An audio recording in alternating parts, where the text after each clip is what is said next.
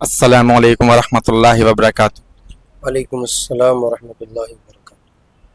حضرت رمضان المبارک کا مہینہ چل رہا ہے، 2 اشرے تقریباً ختم ہو گئے، اب یہ آخری اشرہ ہے۔ اس میں نوجوان دیکھا جاتا ہے ادھر ادھر سڑکوں پر، گلی محلوں میں ادھر ادھر پارٹیز کرتے ہیں، تو آپ کچھ نصیحت کر دیے تاکہ نوجوان اس اشرے کو ٹھیک ٹھیک سے گزاریں اور اللہ کو راضی کریں۔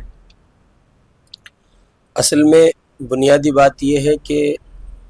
اس وقت حالات نے جتنی بری طرح سے امت مسلمہ کو جکڑا ہے اور عالم اسلام اس وقت جن مشکل گھڑیوں سے گزر رہا ہے، سچی بات یہ ہے کہ کسی نصیحت کی ضرورت نہیں ہے، وہ حالات ہی کافی ہیں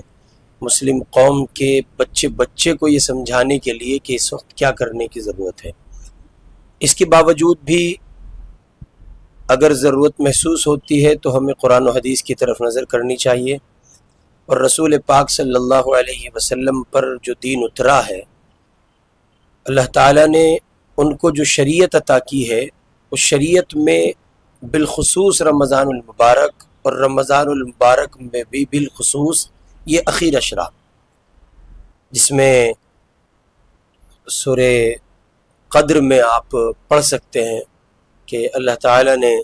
صاف لفظوں میں ارشاد فرمایا ہے، انا انزلناہ فی لیلۃ القدر وما ادراک ما لیلۃ القدر۔ یعنی آپ اس کو بغور دیکھیں کہ اس آخری عشرے میں ایک انتہائی مبارک رات ہے، جس میں اگر آدمی کو یہ سعادت نصیب ہو جائے کہ وہ 2 گھڑی اٹھ کر اللہ کے حضور کھڑا ہو، مانگ لے، یا عبادت کے عنوان سے کسی حوالے پر وہ کھڑا ہو جائے، تو گویا وہ 1000 مہینے پا گیا، اتنی عظیم دولت اس کو حاصل ہو رہی ہے۔ مزید یہ کہ رمضان المبارک کے اشروں کی جو تقسیم ہے حدیث مبارکہ میں، اس میں ہے اولہ رحمہ و اوسطہ مغفرہ و آخرہ عتق من النار۔ تو یہ رمضان کا جو اخیر اشرہ ہے، یہ بالخصوص اس حوالے سے بہت زیادہ مبارک ہے کہ اللہ تعالیٰ جہنمیوں میں سے نام نکالتے ہیں۔ تو ہم اہل اسلام بالخصوص نوجوان، ان کی زندگی ماحول کی جس آلودگی سے پورے طور پر لبریز ہے، اس صورت میں یہ ان کے لیے بہترین موقع ہے کہ وہ رجوع کریں، واپس آئیں، اللہ کی طرف لوٹیں، اور ان راتوں کو بجائے اس کے کہ وہ بازار میں گزاریں اور راتوں کو بیڈمنٹن کھیل کے گزاریں اور کرکٹ کھیل کے گزاریں اور ایک مردہ قوم ہونے کا ثبوت پیش کریں، اس کے اپوزٹ ان کو آنا چاہیے۔ ان کو چاہیے کہ وہ آئیں اور ان راتوں کو وہ مصلے پر گزاریں،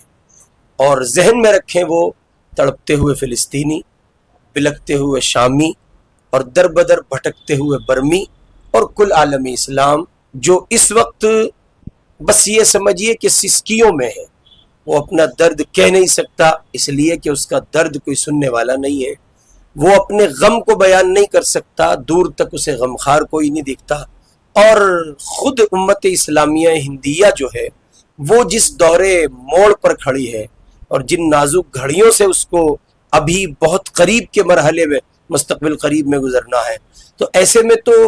فیوچر ڈیولپمنٹ کے لیے ہمیں اور آپ کو ملکی سطح پر کھڑے ہو جانا چاہیے۔ ہمارے سامنے ہدف ہے، چنوتی ہے، تو بجائے اس کے کہ ہم اپنی راتوں کو ضائع کریں، ہم پلان کریں، بیٹھیں اور اپنے فرینڈ سرکل میں اس بات کو زیر بحث لائیں، چرچا میں لائیں کہ ہم قوم کے لیے، قومی سطح پر قومیت کے لیے کیا کر سکتے ہیں، اس لیے کہ ملکی حالات کے تناظر میں 2024 کا الیکشن بہت سارے مسائل کو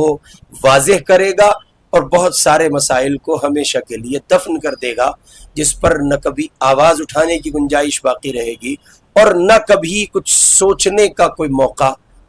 ہاتھ آ سکے گا۔ ایسے میں آپ کے اس چینل کے واسطے سے اللہ تعالیٰ آپ کو بہترین جزا دے کہ آپ نے بالکل بر وقت اس ضرورت کو محسوس کیا اور آپ تشریف لائے۔ میں بالخصوص اہلیان سیلم پور، بالعموم شہر دہلی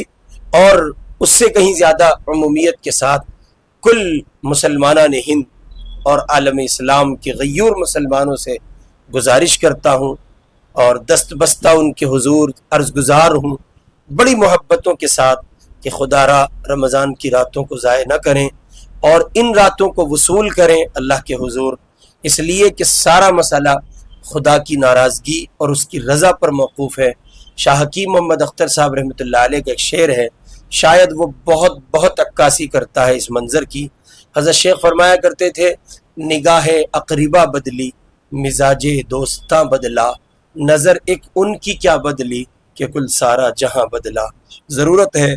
اللہ کو راضی کیا جائے، پروردگار راضی ہوگا تو ساری دنیا کے حالات اور امن ہوں گے، بحالی پر کی جانب گامزن ہوں گے، سلامتی ہوگی، عافیت ہوگی۔ اللہ مجھے اور آپ کو رمضان کے بقیہ ایام کی قدردانی کے ساتھ پروردگار اپنی رضا نصیب فرمائے۔ جزاکم اللہ۔ السلام۔ وعلیکم السلام۔ آپ تمام حضرات سے گزارش ہے، حضرت نے جو نصیحت کی ہے اس کو اپنی زندگی میں لے کر آئیں، اور اسی طرح کی ویڈیوز کے لیے ہمیں فالو کریں، سبسکرائب کریں۔ شکریہ۔